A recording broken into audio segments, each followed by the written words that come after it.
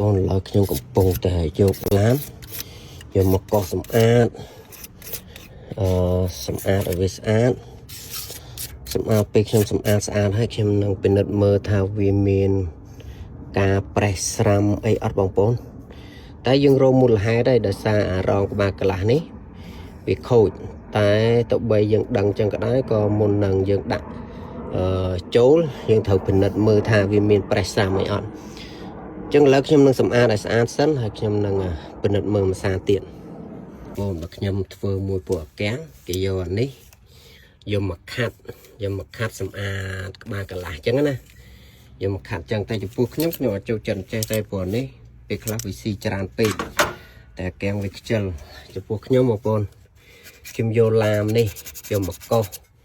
យកមកសម្អាតម្ដងតិច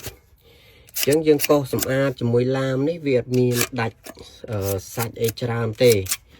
ចឹងយើងធ្វើម្ដងតិចចេះទៅបងប្អូនវាមាន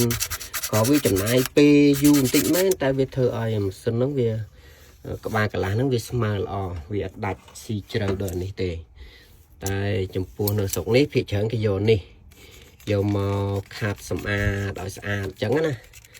គេខាត់ដេញឲ្យស្អាតចឹងទៅតែចំពោះខ្ញុំអត់ប្រើនេះទេបងប្អូនខ្ញុំសុខចិត្តប្រើឡាមកោសម្ដងតិចកោសឲ្យទាត់អសចេញញញដូចតែគ្នាហ្នឹងចឹងនេះជាស្ទាយរបស់ខ្ញុំបងប្អូនបងលើខ្ចៅក្បាលកន្លះនេះខ្ញុំផ្លុំ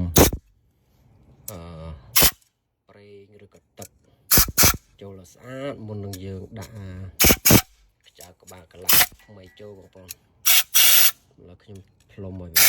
ស្អាតទឹកហ្នឹងបងប្អូនឃើញទឹកហ៎យើងផ្លុំឲ្យស្អាតទៅតមកបានយើងដាក់ខ្ចៅក្បាលកន្លះថ្មីចូលឥឡូវខ្ញុំសម្អាតឲ្យវាស្អាតសិនបងប្អូន